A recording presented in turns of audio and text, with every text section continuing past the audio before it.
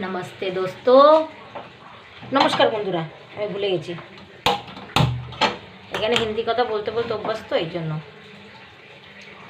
আজকে আমি আপনাদেরকে দেখাবো চীনা বাদামের চাটনির রেসিপি।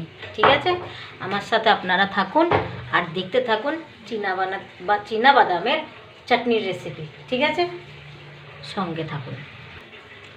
এই দেখুন বন্ধুরা, আমি তেল ঢেলে দিয়েছি।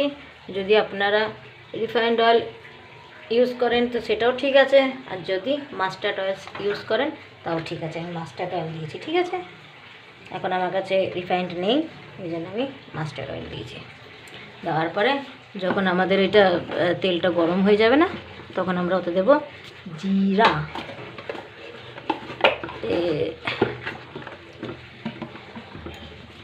এই যে আমাদের তেল গরম হয়ে গেছে, এবার আমি এতে দেবো একটু বেশি পরিমাণে জিরা।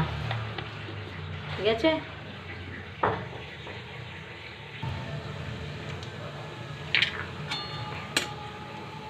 জিরা দেওয়া হয়ে গেছে। এবার আমরা এতে রসুন দিয়ে দেব। ঠিক আছে,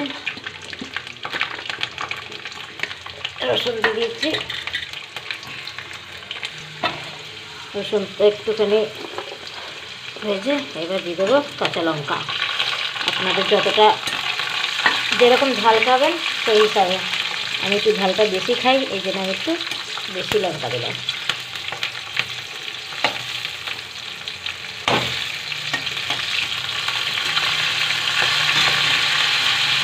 আচ্ছা, আমরা এখন চীনা বাদামটা দিয়ে দেবো।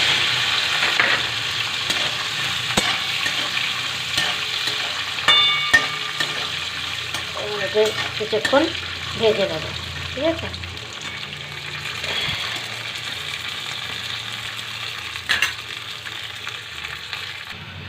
এবার আমাদের বাদামটা একটু ভাজা হয়ে গেছে। এবার এতে দেবো ধনে পাতা।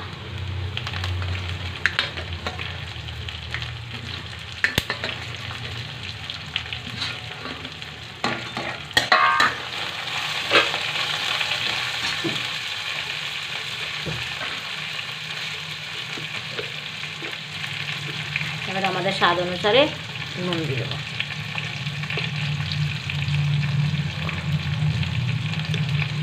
এটা আমরা নাড়িয়ে চাড়িয়ে এবার আপনারা চাহে